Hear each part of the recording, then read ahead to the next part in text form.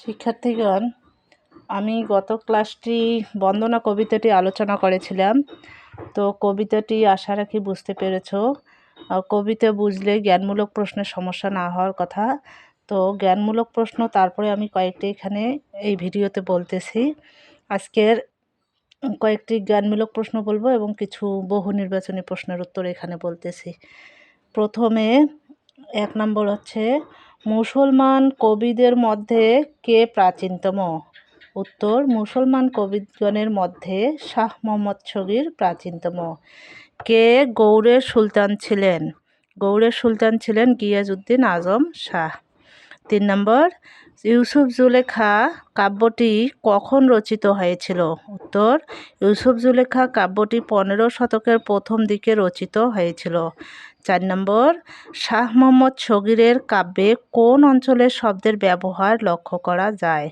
শাহ মোহাম্মদ শগীরের কাব্যে চট্টগ্রাম অঞ্চলের শব্দের ব্যবহার লক্ষ্য করা যায়।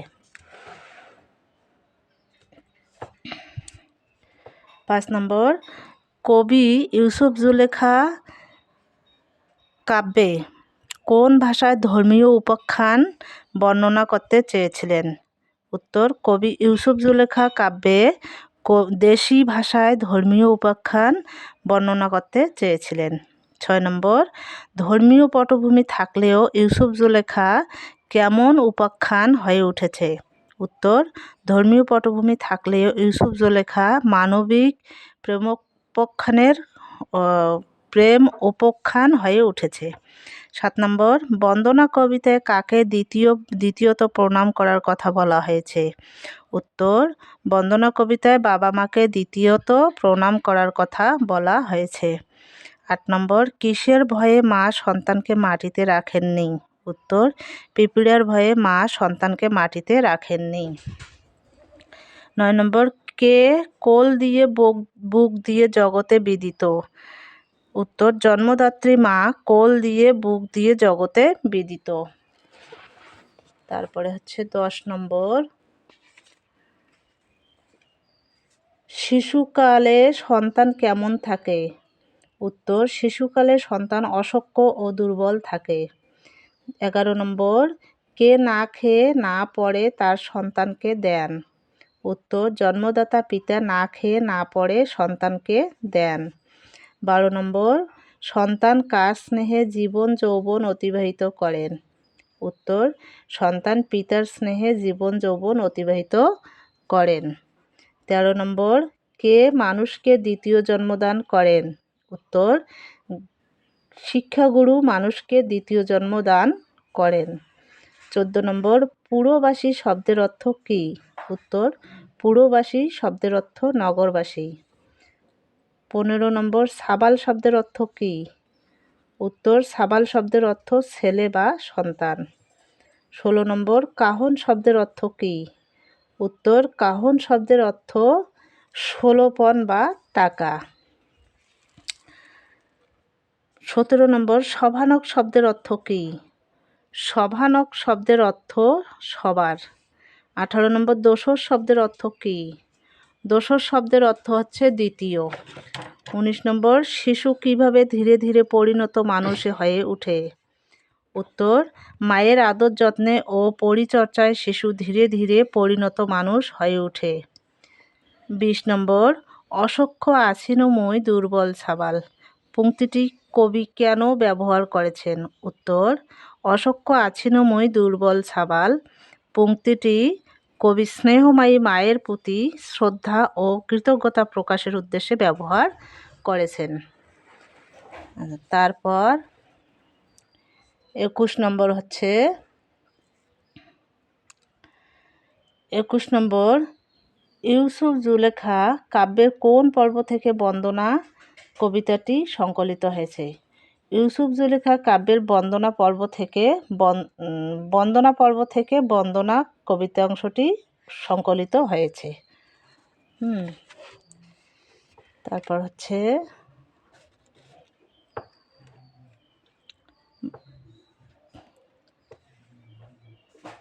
23 নম্বর, কবিতার মূল কাব্যের প্রারম্ভে 22 নম্বরটা বলিনি। বন্দনা কবিতাংশে কোন বিষয়টি স্থান পেয়েছে? উত্তর, বন্দনা কবিতাংশে গুরুজনের প্রতি বন্দনার বিষয়টি স্থান পেয়েছে। 23 নম্বর, কবি তার মূল কাব্যের প্রারম্ভে কার প্রশংসা করেছেন? কবি তার মূল কাব্যের প্রারম্ভে সৃষ্টিকর্তা আল্লাহর প্রশংসা করেছেন। প্রশ্ন 24, বন্দনা কবিতাংশে কবি কাদের প্রতি শ্রদ্ধা নিবেদন করেছেন? উত্তর, বন্দনা কবিতাংশে কবি জন্মদাতা পিতা ও জ্ঞানদাতা শিক্ষকের প্রতি শ্রদ্ধা নিবেদন করেছেন। 25 নম্বর, কবি তার কাব্য রচনায় সাফল্য লাভের জন্য কার কাছে দোয়া কামনা করেছেন? কবি তার কাব্য রচনায় সাফল্য লাভের জন্য সবার কাছে দোয়া কামনা করেছেন। শিক্ষার্থীগণ, এই ছিল জ্ঞানমূলক প্রশ্ন। আমি কিছু বহু নির্বাচনী প্রশ্নের উত্তর দিতে চেয়েছিলাম, এখন কিছু বহু নির্বাচনী প্রশ্নের উত্তর দেব এখানে। তো 1 নাম্বার হচ্ছে বহু নির্বাচনীর এক হচ্ছে, সুলতান গিয়াসউদ্দিন আজম শাহ কোন অঞ্চলের শাসক ছিলেন? গৌড় অঞ্চলের। সুলতান গিয়াসউদ্দিন আজম শাহের রাজত্বকাল কোনটি? 1993 থেকে 1409। তারপর 3 নম্বর হচ্ছে, ইউসুফ জুলেখা কাব্যটি কোন শতকে রচিত হয়েছে? পঞ্চদশ শতকে। 4 নম্বর, শাহ মোহাম্মদ শগীর কাব্য কোন অঞ্চলের কতিপয় শব্দের ব্যবহার লক্ষ্য করা যায়? চট্টগ্রাম অঞ্চলের। 5 নম্বর, শাহ মোহাম্মদ শগীর কোন ভাষায় ইউসুফ জুলেখা কাব্যের বর্ণনা করতে চেয়েছিলেন? দেশি ভাষায়।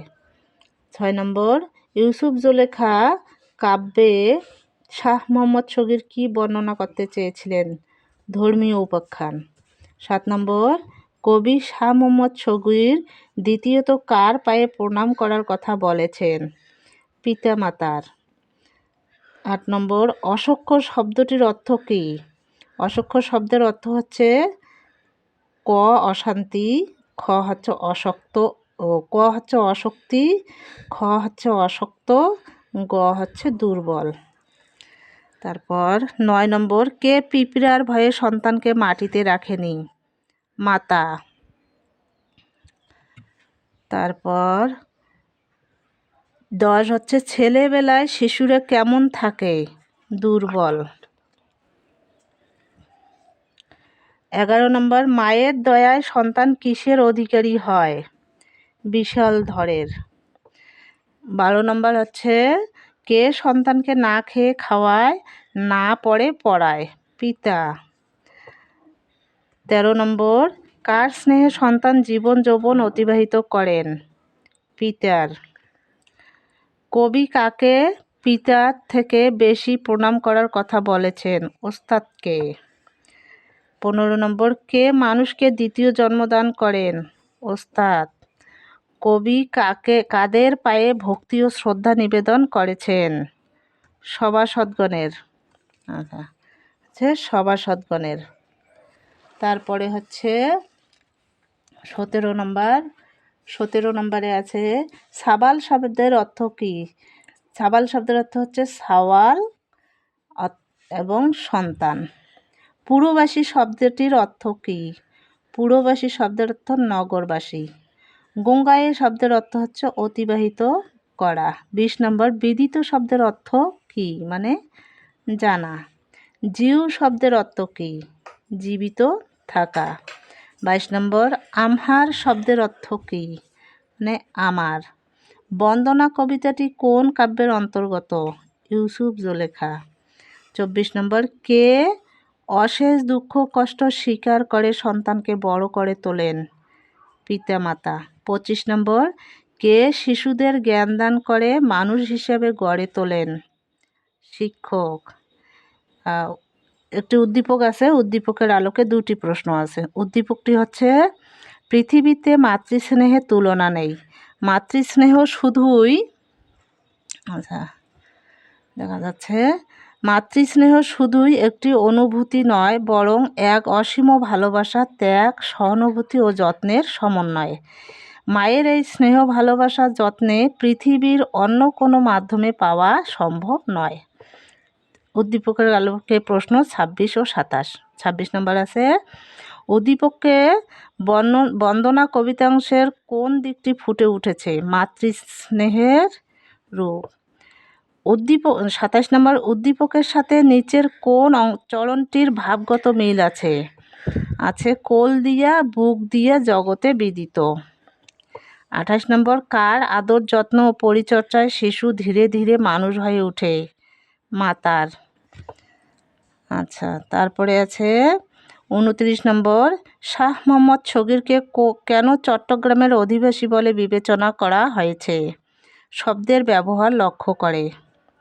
30 নম্বর আছে, কে শাহ মোহাম্মদ শগীরকে চট্টগ্রামের অধিবাসী বলে বিবেচনা করেছেন? মোহাম্মদ এনামুল হক। শিক্ষার্থীগণ, এখানে 30টি বহু নির্বাচনী প্রশ্নের উত্তর বললাম।